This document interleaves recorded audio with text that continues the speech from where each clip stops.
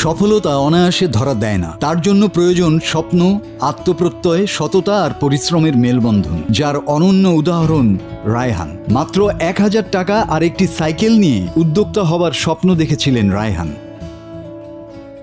নোয়াখালীর ছেলে রায়হান পেশায় একজন ইঞ্জিনিয়ার, কিন্তু মন ছিল উদ্যোক্তা হবার। ইঞ্জিনিয়ারিং পাশ করার পর চাকরির পাশাপাশি মাত্র ১,০০০ টাকা পুঁজি আর একটি সাইকেল নিয়ে শুরু করেন চিপস বিক্রির ব্যবসা। আজ সেই রায়হানের হাতের চিপসের স্বাদ নিতে ছুটে আসেন ভিআইপি থেকে শুরু করে সেলিব্রিটিরাও। আমি সবসময় হচ্ছে ইউটিউবে দেখে থাকি। আমি 2019 সাল থেকে ইউটিউব খুব ফলো করি।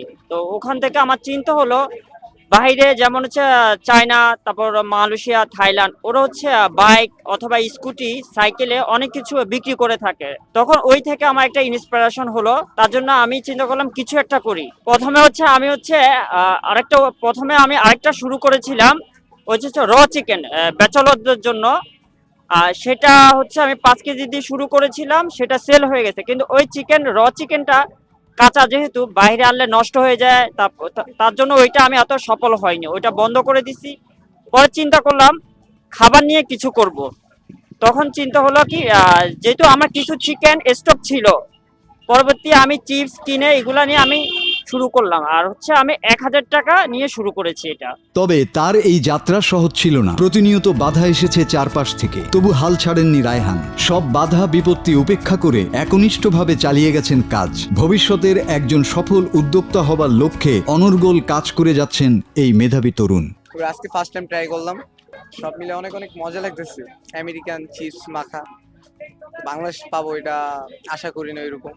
ক্লাস 9-এ পড়ার সময় থেকেই নিজে চাকরি করে নিজের পড়াশোনার খরচ চালিয়ে যাওয়া রায়হানের এই সাহসী ও অদম্য পথচলা অনেক তরুণের অনুপ্রেরণার উৎস হতে পারে।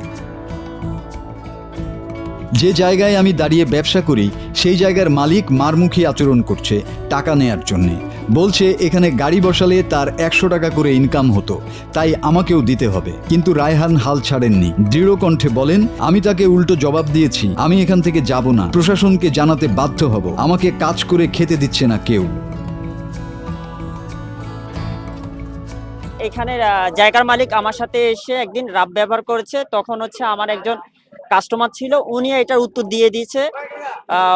তখন উনি বলেছে এটা তো সরকারি জায়গা, আপনার সমস্যা গেছে। উনি বলল কি আমার সরকারের সাথে ভেজাল আছে। মাসুদ হাসান, বাংলা টিভি।